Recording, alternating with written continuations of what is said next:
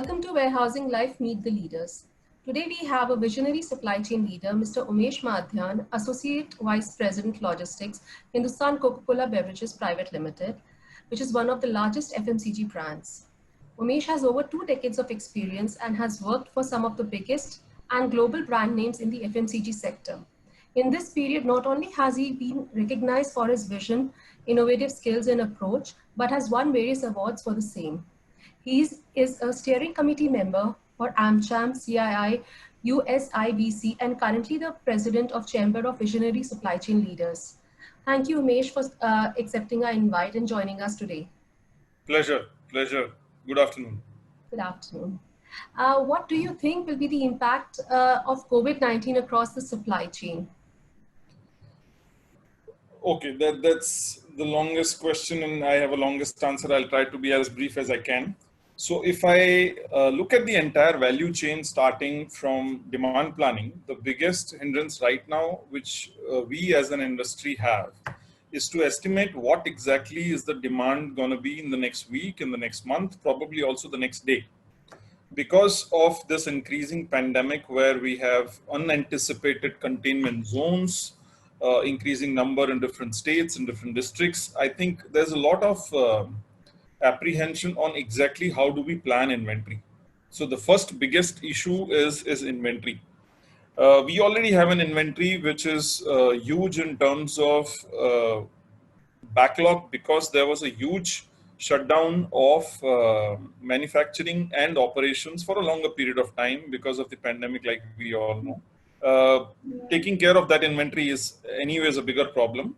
Even more a bigger problem is how to anticipate and do forecasting and demand planning.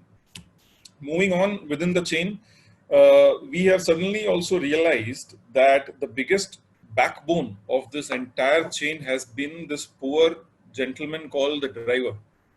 Even if people who are in essential category goods, who were actually allowed to operate, like we have friends in ITC, we have friends in Nestle, who were actually allowed to operate always, because essential goods was, operational from even lockdown 1.0.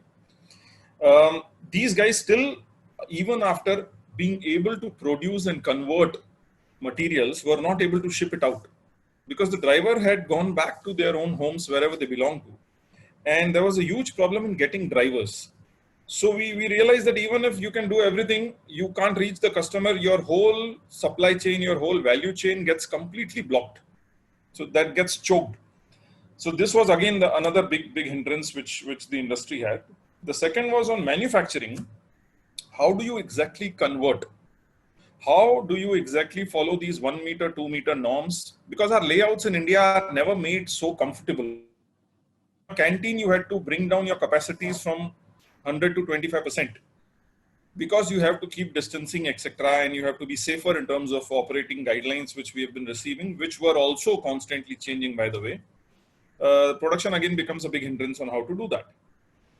From a chain perspective, going closer to the customer, even if you have the authorization of essential goods and shipping them out, your distributor doesn't. He is not a company per se. He have those e-passes, so to say, where he can move his goods and convert a secondary sale to a tertiary sale, going closer to the retailer. That again is a bigger challenge which we had. So what also happens is that the channel contribution completely transforms. The modern trade and the e-com is a huge leapfrog. It's a huge leapfrog. And we should also understand as supply chain professionals that the cost to serve for this channel is extremely high and will continue to be so because of the sheer design of organizations and the country right now nurturing this channel. It's just starting, it's just evolving, right? It's not a UK or a Germany or an Australia where you have 85% of modern trade and e-com, which is very high. So we are still trying to learn the ways and means of how do we service this kind of channel, and suddenly it has more than doubled. Obviously, people like the Amazons and the Flipkarts and the Big Baskets of the world will not leave this as an opportunity and would want to capitalize on this. I'm sure when we come out of COVID in a couple of months, which I hope we do soon, we will see a new contribution of channels completely transformed. Which will put a lot of stress on us because we are not designed that way. We are designed more for bulk. We are designed more for full truckloads. We are designed less for detail picking, small loads, small parcels, tempos, rickshaws, bike deliveries. All of these are new things which people will have to start learning and start accommodating from a cost perspective as well. So I think a lot of change which COVID brings in, it also brings in a lot of pressure on all of us to manage cost, because top line anyways goes under a risk, and bottom line is something which people in supply chain get questioned, and there is a lot of pressure on removing inefficiency out of the system, creating a lot of productivity, be it cost, be it service, be it efficiency, people, a lot of stuff which will get questioned, and ways and means will get questioned. So I think yes, COVID brings in a lot of impact, and there's a lot of reorientation and cognitive flexibility is what people will have to add as a skill to whatever they recruit right now, because you can't recruit just functional or behavioral experts. You will have to have experts who have this mindset of change and who have capability of absorbing and adapting to all of these new ways of working. So that was in short what I could make COVID-19 impact. I'm sure there is more. Are there any solutions that you would like to recommend for this? Yes, sure. So I think as an industry, what's happening is, starting again from the value chain demand planning perspective, forecasting is difficult. The best solution which I have seen, which worked for us and for many others as well, is that you rationalize the catalog. You bring down the catalog significantly. When I'm saying rationalize, don't just look at the tail or 1% or 5% or 10% of SKUs. I am talking upwards of 50%, where you keep less number of SKUs and you manage the chain in such a way that it becomes more predictable. You have less BBD, you have less expiries, and you are able to control the whole forecasting as a process. I think that works brilliantly. From a driver perspective, I think we had come up with an insurance scheme for COVID for the drivers, which responded well, which worked very nice, where we did not want it to have medical expenses reimbursed on a driver when he gets COVID. That was not the point, because that the government is anyways taking care of. What we wanted to do essentially was, when a driver gets COVID, his livelihood gets protected. Next day, he should get a sum in his bank from the insurer, so that he is sure that his livelihood, etc., is not being questioned 15, 20 days, 30 days, whatever time he takes to recover. He should be protected. So that is one scheme which worked definitely, and I'm sure it will work for many. Many of us did already replicate this good practice, starting with Nestle, again, the same companies like ITC, I'm sure Marico. So these companies started doing this. So, so that is from the driver perspective. From the channel perspective, I think there were amazing comebacks from organizations who do last mile delivery. We had tie-ups with Zomato, with Dunzo, with Swiggy, where we were trying to reach as much as we can, and trying to also liquidate inventory as much as we can, which was actually clogged at the distributor's end, because the capability of the distributor will be very less compared to these experts which we have in the country, thanks to the revolution which is happening in this space. So I think these are a couple of solutions which definitely worked. I'm sure these are not all. There's a lot of stuff which we will have to continue innovating, as I said. People like us who believed always in productivity, who believed in tech and automation, I think were better placed. We also happen to have a structure where we have local community with us always, and we have local people who get recruited for local manufacturing sites, which is a good design to have.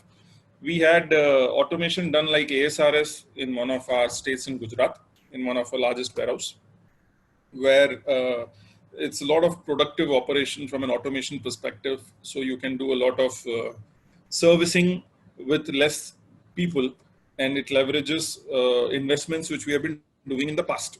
We have also converted to digital signatures, to e-way billing automation, to auto invoicing, and these kind of small interventions as well, which always help in these testing times.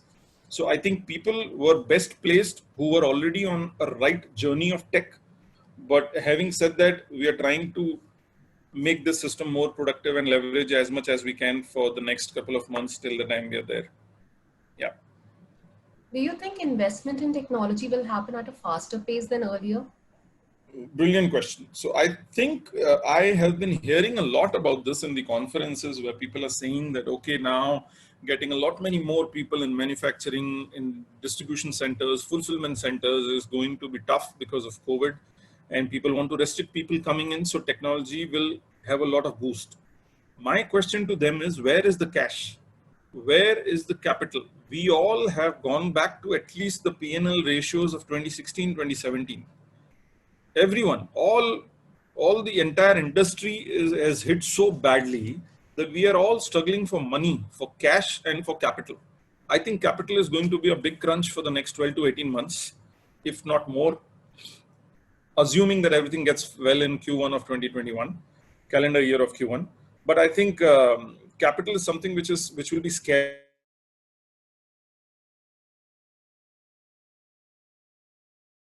Solutions, and there are OEMs which are stepping up. I can share one brilliant example which we have as a case at HCCB.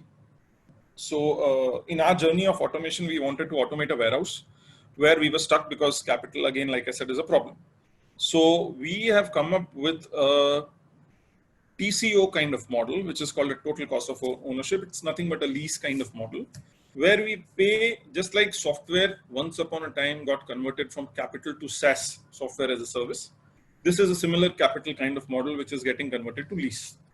So instead of we paying upfront a huge sum, X number of crores, we will pay per case basis whatever we use, and the investment comes in from the OEM. It not only secures the business of the OEM, it not only helps us continue on our journey of automation and innovation, it also helps us achieving the productivity targets which we have. So I think it's a very good way of looking at automation if people want to really look at accelerating their journey on tech and innovation. Besides this, I think from a tech perspective, things like ASRS, things like IoT, things like AI and AR, all these might go a little bit on the back burner. People would try to choose on what really brings in productivity efficiency for them. Things like going paperless, things like digitizing documentation, things like RPA, robotic process automation, is something which is again kind of a lease model. You can negotiate it into a lease model, which will accelerate a lot. I think I would urge the logisticians and the supply chain professionals in the industry to look at these kind of things and really don't stop the journey towards tech and innovation and automation, and also look at payback a little bit holistically. We have this tendency of looking at payback only in silos.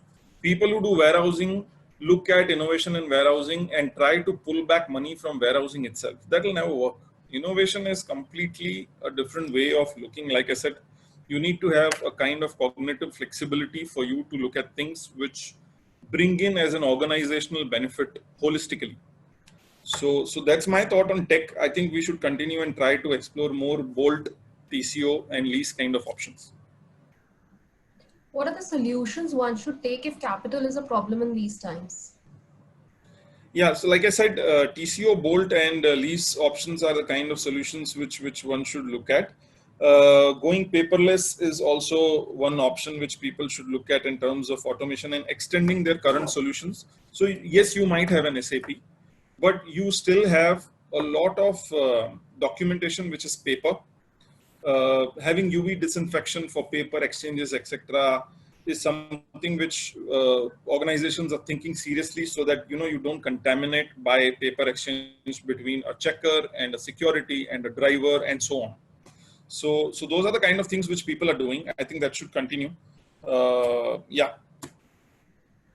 Okay. Apart from COVID, what are the interventions government is doing on Indian logistics? Oh yes, I think we've been lucky. So I'll start first with the favorite change which the government brought in, which was GST. Yes, GST came, and there were statements by our favorite ministers saying 20% of logistics costs will come down, and our CFOs have ruined our lives, no doubt. But I think this 20% is is an over-ambitious target, yes.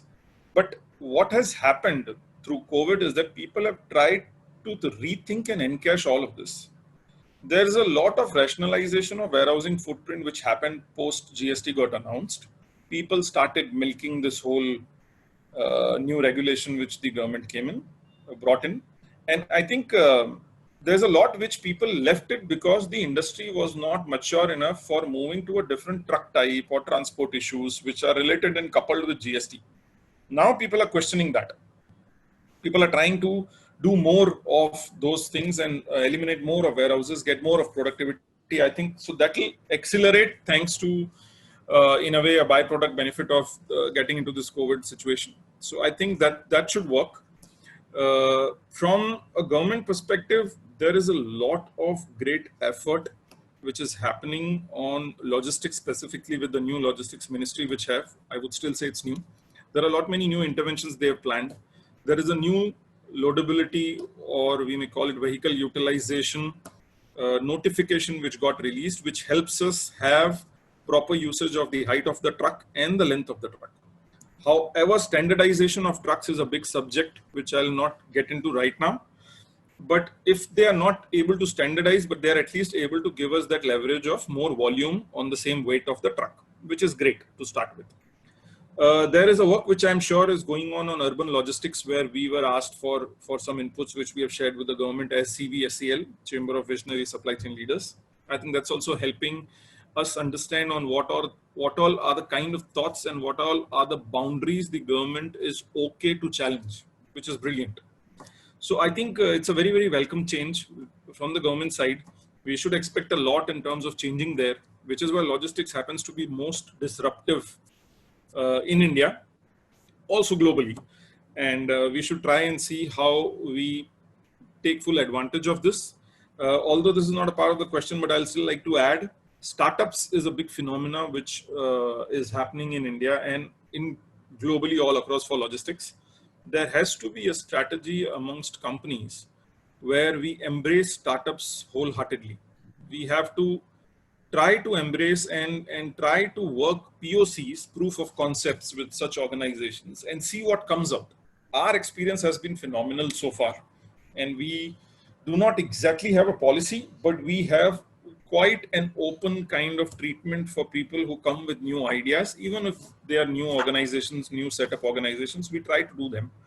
One of them which we are trying is Auto Container is what we call.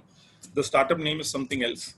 And this basically is trying to serve urban logistics like Mumbai within 30% of its ideal today's turnaround time. So it's an automation solution where there is a coupling and decoupling happening between the cargo and the main truck, where you can decouple the cargo at the destination. Let's say you go to a Reliance store, inside the premises, you decouple it, and then you come back with the truck. So the truck keeps on moving, and you definitely sweat the asset and get asset utilization, which is different. So this is one model which we are trying in Mumbai. We'll replicate in many other places. And I would urge my fellow colleagues and logisticians and supply chain professionals to be open to startups and try new things, which I'm sure should help us innovate and continue our journey of optimizing logistics. Thank you, Umesh, for your time and providing such great insights. Until we meet next with another warehousing and supply chain expert, thank you, everyone. Pleasure. Thank you so much. Stay safe, everyone. Bye-bye.